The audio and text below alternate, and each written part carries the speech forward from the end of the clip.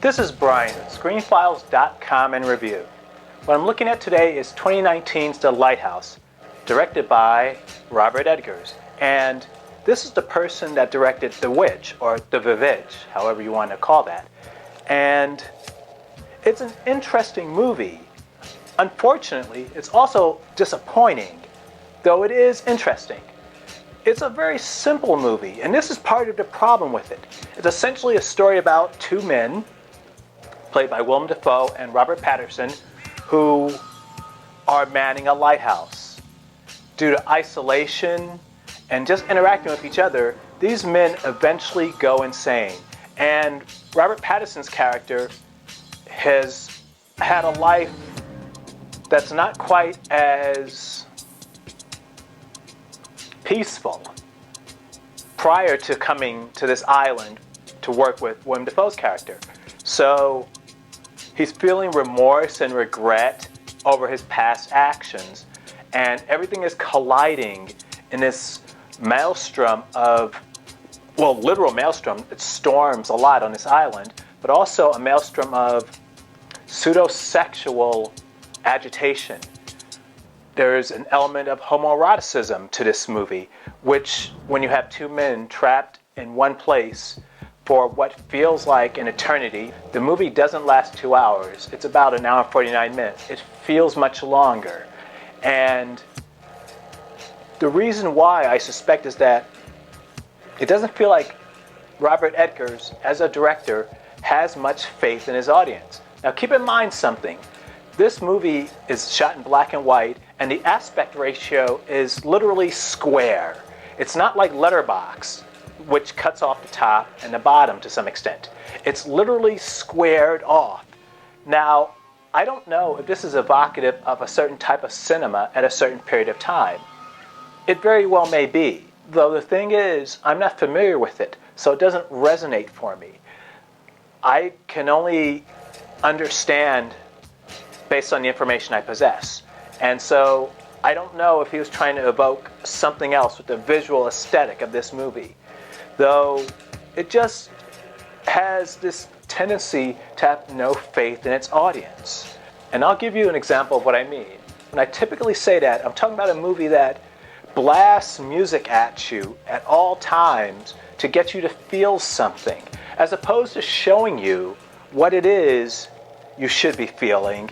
It instead tries to make you feel by hammering you with your music or some such thing of that nature. I can't stand that. And for me, that's a sign of mediocre direction, to be totally honest.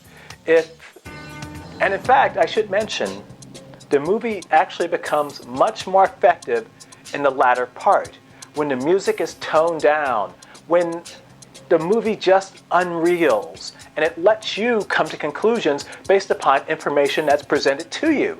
It's actually much more effective, I would argue, in the last third than the entire two-thirds that preceded. It's probably because in the last third of the movie, the director just lets events happen.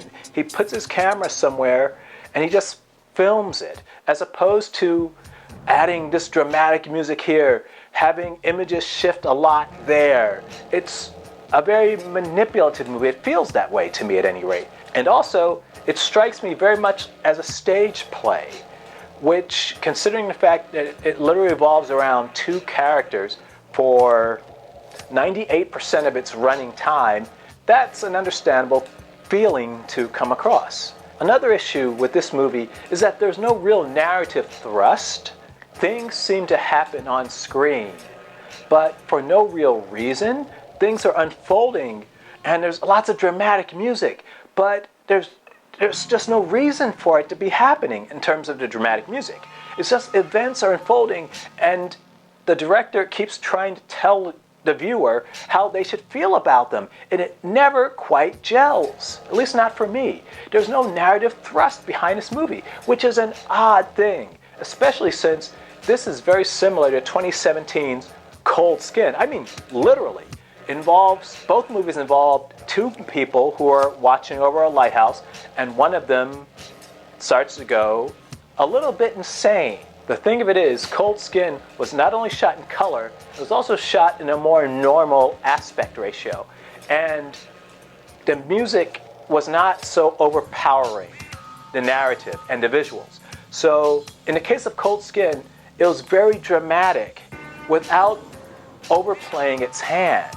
It would have a scene unfold with just images of the lighthouse and the island, and it was effective because it evoked feelings of isolation.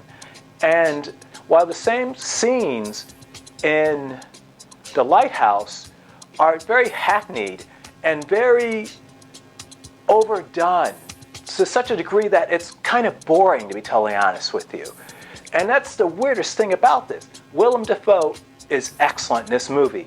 Robert Pattinson, an actor I don't particularly care for, is really good in this movie. But the director, Robert Eggers, does them no favors. It's intimate, but it just doesn't seem to go anywhere. It literally spins its wheels.